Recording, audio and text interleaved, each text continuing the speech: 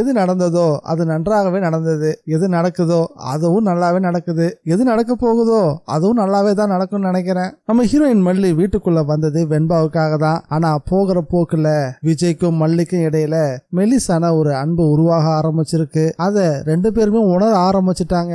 அந்த வீட்டுக்குள்ள வெண்பா, வித்யாமா, சுப்பிரமணி இவங்க 3 பேரை தவிர மீதி எல்லாருக்குமே விஜய்க்கும் மல்லிக்கு இடையில இருக்கக்கூடிய விஷயங்கள் ரொம்பவும் கடுப்பா தான் கிளப்பிக்கிட்டு இருக்கு. அதுலயும் ரஞ்சிதாவுக்கு இருப்பு கொள்ளல, எப்படியாவது இந்த மல்லிய வீட்டை விட்டு வெளியே அனுப்பணும், அது ரொம்ப சுலபம் அப்படின்னு நினைச்சுக்கிட்டு இருந்தா.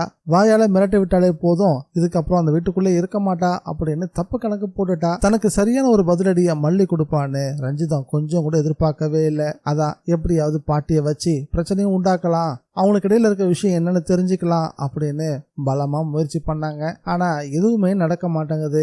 எல்லாமே காமெடி சீனா தான் மாறிக்கிட்டு இருக்கு. ஒரு சீரியஸான சீன் கூட வரவே இல்லை. அதனால பொறுத்து பார்த்த சித்ரா வீட்டுக்காரன் இந்த விஷயத்தை பெருசாக்குறதுக்கு கதிரேசன் தான் சரியான ஆள்னு கதிரேசனுக்கு போன் பண்ணி, ஏயா இந்த வீட்டுக்குள்ள நடக்கிற விஷயம் உனக்கு தெரியுமா தெரியாதா? வெண்பா உங்க ரத்தம் தானே, வெண்பாவுக்கு அம்மானு ஒருத்திய விஜய் கொண்டு வந்து வீட்டுல வச்சிருக்கான், கேட்டா கல்யாணம் பண்ணிட்டான்னு சொல்றான், ஆனா தாலி கட்டலான்னு சொல்றான். வெண்பாவும் அவ பின்னாடியே அம்மா அம்மான்னு சுத்திக்கிட்டு இருக்கா, இதெல்லாம் உனக்கு தெரியுமா தெரியாதா அப்படின்னு கதிரேசனுக்கு போன் பண்ணி சொல்லவும் கதிரேசன் கொதிக்கவே ஆரம்பிச்சுட்டாரு. என் பொண்ணோட கதையை முடிச்சிட்டு அந்த இடத்துக்கு இன்னொரு பொண்ணு கொண்டு வந்து வச்சிருக்கானா, அவனுக்கு எவ்வளவு தைரியம் இருக்கும் அப்படின்னு தான் வீட்டுக்குள்ள இருக்கும் போதே வகை வகையா பேச ஆரம்பிச்சாரு. பக்கத்துல வேற நிஷா உட்காந்துட்டு இருந்தாங்க. விஷயம் என்னன்றத கதிரேசன் பேசுறத வச்சு நிஷா கண்டுபிடிச்சிட்டாங்க. என்னப்பா மாமா வேற ஒரு பொண்ணை வீட்டுக்கு கூட்டிட்டு வந்திருக்காரு, வெண்பாவோட அம்மா அவதான் சொல்லிட்டு இருக்காங்களா? இந்த விஷயத்த அங்க கேட்க துப்பு இல்லாம சித்ரா வீட்டுக்காரன் போன் பண்ணி சொல்லிட்டு இருக்கானா, இந்த விஷயத்தை இதோட விடுங்க, நீங்க எதுவும் பேசிக்காதீங்க, நான் பாத்துக்கிறேன். வெண்பா நம்ம வீட்டு பொண்ணு,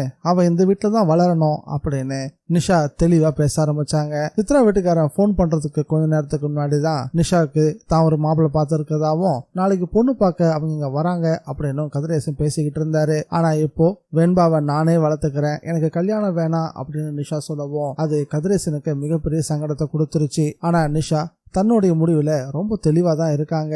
என்னதான் நிஷா கதிரேசனை சமாதானப்படுத்தி அனுப்பினாலும் அந்த மனுஷன் சும்மா இருக்க மாட்டாரு. நேரடியாகவோ இல்ல மறைமுகமாகவோ மல்லிக்கும் விஜய்க்கும் பிரச்சனை கொடுக்க தான் போறாரு. இது ஒரு பக்கம்னா இன்னொரு பக்கம் மல்லி யாரு, எங்க இருந்து வந்திருக்கா அப்படின்ற விஷயத்த தெரிஞ்சுக்கிறதுக்காக சித்ராவோட வீட்டுக்காரன் ரொம்ப ஆவலா நடராத்திரி கூட பார்க்காம காத்துக்கிட்டு இருந்தான். பேசாம இந்த விஷயத்த மல்லிகிட்டே கேட்கலாம் அப்படின்னு அவன் காத்திருந்ததை மல்லியும் கவனிச்சுட்டாங்க. முதல்ல பயப்படுற மாதிரி நடிச்சு சித்ரா வீட்டுக்காரனை புகழ்ந்து பேச ஆரம்பிச்சாங்க. உங்களை பாக்குறதுக்கு ஒரு 80s ஹீரோ மாதிரியே இருக்கீங்க, எப்படியும் உங்க குடும்பத்தை நீங்க கட்டி காப்பீங்க அப்படின்னு நினைக்கிறேன் அப்படின்னு மல்லி உயர்த்தி பேசவும் அந்த ஆளுக்கு பெருமை தாங்க முடியல.